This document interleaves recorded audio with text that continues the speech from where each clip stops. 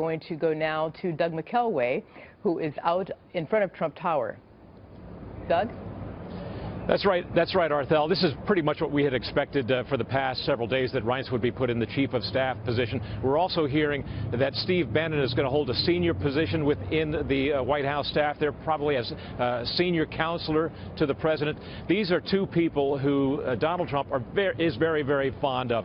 I hearken back to election night in the wee hours of the morning. It must have been 3 o'clock in the morning or so when Donald Trump came out on that stage and he singled out Reince Priebus in the crowd, asked him to come up on stage and say a few words. It was a measure of his fondness for him. If you hearken back to what Reince Priebus was facing in the early stages of this campaign, there was tremendous opposition to Donald Trump. Across the establishment board of Republicanism in Washington, there was a view that Donald Trump could not win this election. Yet Reince Priebus stuck by him. He did what he had to do as chairman of the RNC and supported the candidate, providing him all kinds of advice, all kinds of data, which ultimately led to Donald Trump winning this election. And then Steve Bannon, on the other hand, also, we saw very little of him during the campaign. He was always behind the scenes, kept a very, very low profile. It was Kellyanne Conway who was out there in front of the TV cameras. But Kellyanne Conway told Chris Wallace just this morning that Steve Bannon was the general of this campaign. He orchestrated the campaign in that sense. The guy has vast experience, and as much as he is portrayed as I've said, a flamethrower of the alt-right movement, he has vast experience, both as a commander in the U.S. Navy. That's a wonderful thing to be doing when you're working at the White House and facing all kinds of incoming fire. He was also an executive at Goldman Sachs. He was a successful Hollywood movie producer. And, of course, he's a successful publisher of the Breitbart website right now. So he's got vast experience. Two of these guys are going to be major players in the Trump administration. You know, Doug, you have two distinct, separate personalities when you deal between Priebus and Bannon.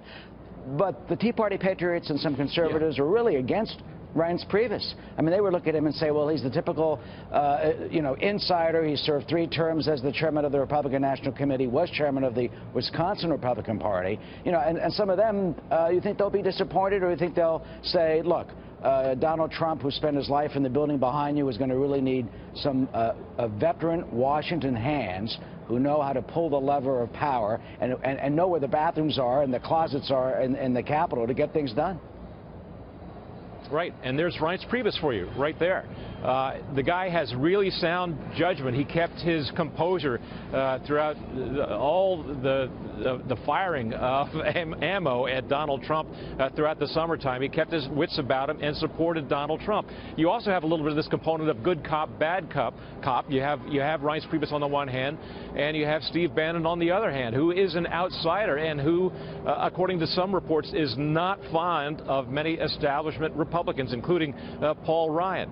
So ultimately, the decision-making in this administration comes from the head guy, Donald Trump. He's got to hear that advice, and it sounds like, from the way he's set things up now, he's going to hear both sides of it, from Reince Priebus and from Steve Bannon. Yeah, and, you know, Doug, of course, everybody's watching this transition very closely. You've got Donald Trump's supporters who made a very strong outcry for newness, if you will, in D.C. How do you think this is going to resonate with them, that Reince Priebus is more, as we've been pointing out, he's more of the establishment?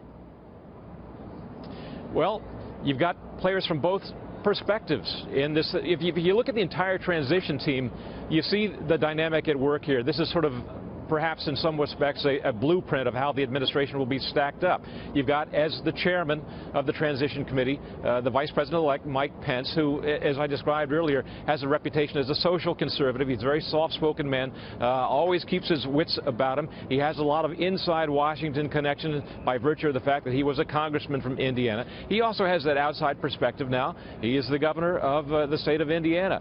And then you look below that, in addition to those major players, you have some really key personnel who have nothing to do with politics until this campaign got underway, and that's the Trump family. Eric Trump, Donald Jr., Ivanka, and then his son-in-law, Jared Kushner. These people are going to be playing major roles, and they're the kinds of people who are going to be weighing the perspective, weighing the advice from guys like Reince Priebus and Steve Bannon and many, many others, filtering it out, and giving it to their father and to their loved one. That's where the real honest advice comes from as well. Yeah, you obviously, and any of the chief executive generally would say you always need someone there who is not just a yes man. It seems like Reince Priebus will not be in that model. And now that we have this staff announcement, yeah, Doug? No, I was just going to, and someone who's looking out for the best interests of, in this case, their father. That's true, in terms of the family. Doug McElwee, live outside Trump Tower. If we get any more live pictures of either Reince Priebus or Steve Bannon, if there's a news conference, we will bring that to you, of course, in a moment.